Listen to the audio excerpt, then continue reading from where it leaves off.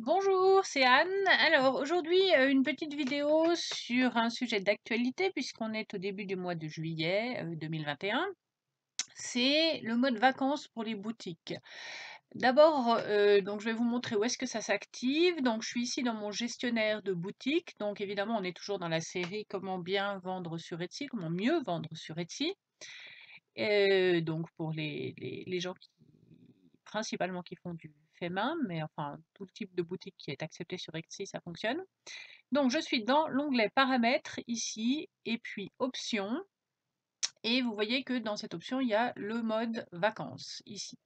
Donc le mode vacances, évidemment, pour moi, là, il est désactivé, ma boutique est ouverte, et puis si je pars en vacances, je peux l'activer, ma boutique sera alors en vacances, et les clients verront donc ce message ici qui est chez moi en anglais. D'ailleurs, celui-là, il est pas du tout, enfin, c'est pas du tout moi qui l'ai écrit celui-là, c'est pas du tout ça que je voudrais faire apparaître. Donc et je le remplacerai évidemment par un message qui dirait, que je suis, indisponible pour le moment et que la boutique sera rouverte à telle date.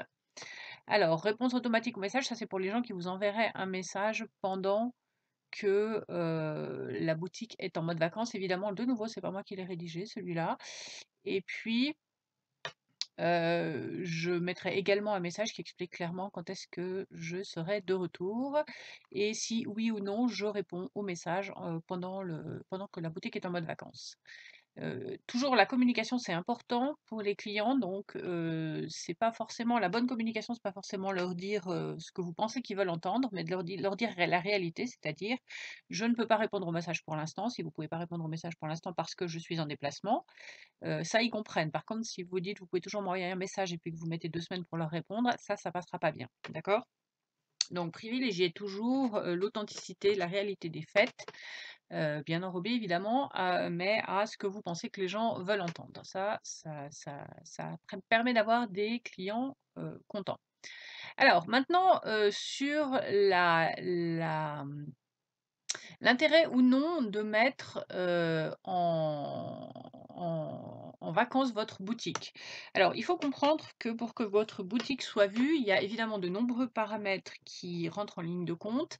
Un de ces paramètres, qui est relativement important pour Etsy et dont j'ai parlé déjà plusieurs fois, c'est l'activité récente de la boutique. Tiens, d'ailleurs, je vois en même temps, ici, j'ai un message puisque vous avez mis à jour les informations. Je ne l'ai pas fait là encore, mais si je le faisais, il me rappelle de mettre à jour mes traductions puisque, ma boutique est bilingue en anglais et en français et donc à chaque fois que je fais une modification dans une langue, je dois la faire dans l'autre. Enfin, c'est un truc, annexe, une petite digression. Donc, je reviens, à l'opportunité ou pas de mettre votre boutique en mode vacances.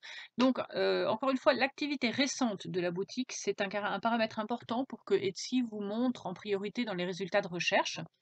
Donc, c'est sûr que si vous mettez votre boutique en mode vacances, eh bien, il y aura pendant un moment plus d'activité journalière et donc du coup, votre boutique va un petit peu disparaître des boutiques intéressantes pour Etsy.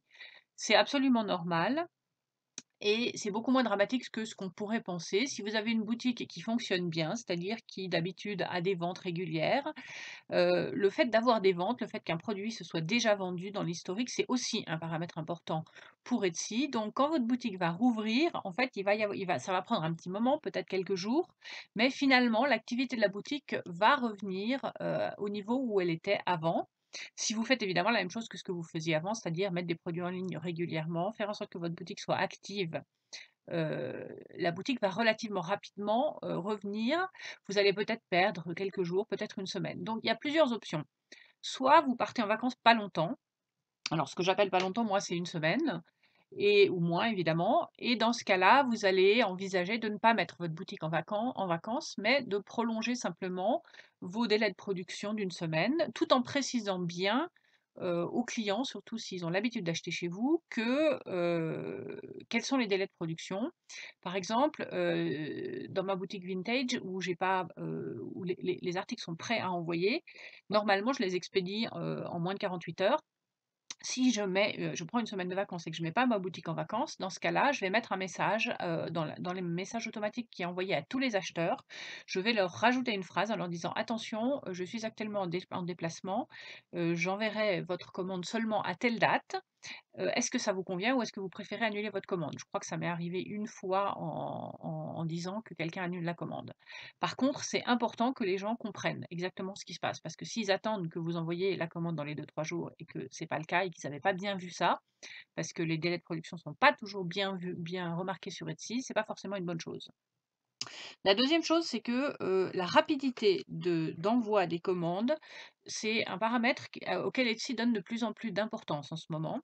Donc, parfois il vaut mieux mettre la boutique en vacances carrément, plutôt que de prolonger indéfiniment le délai, enfin indéfiniment, une semaine c'est pas indéfiniment, mais, de prolonger trop en fait le délai entre le moment où la personne passe sa commande et le moment où vous pouvez l'expédier.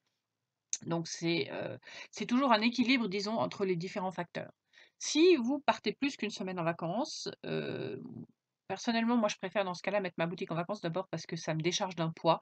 Ça me permet de pouvoir me concentrer sur mes vacances tranquillement et de pas avoir à aller vérifier toutes les 3 minutes mes commandes, mes emails, voir si je dois discuter avec les clients et cetera. Et donc du coup, dans ce cas-là, je préfère mettre la boutique en mode vacances. Alors comme je sais que ça va prendre, quelques jours pour que la boutique, quand je vais la rouvrir, revienne à son mode normal, j'ai tendance à la remettre en fonction quelques jours avant de rentrer. Toujours en vérifiant bien entendu que mes profils d'expédition sont justes, c'est-à-dire que le temps de production tient compte de ça, du fait que je suis pas encore là. D'accord? Mais voilà, c'est un équilibre à trouver entre les 2 et puis c'est un petit peu à vous de voir ce qui va comment dire? Vous aider le plus. Voilà, donc si vous avez, aimé cette vidéo, vous pouvez évidemment la liker et vous abonner à ma chaîne. Vous pouvez également rejoindre mon groupe Facebook qui s'appelle Vendre du fait main par Anne Londaise. Il faut bien répondre à toutes les questions. Ça me permet de trier les vraies personnes des robots et il y en a beaucoup.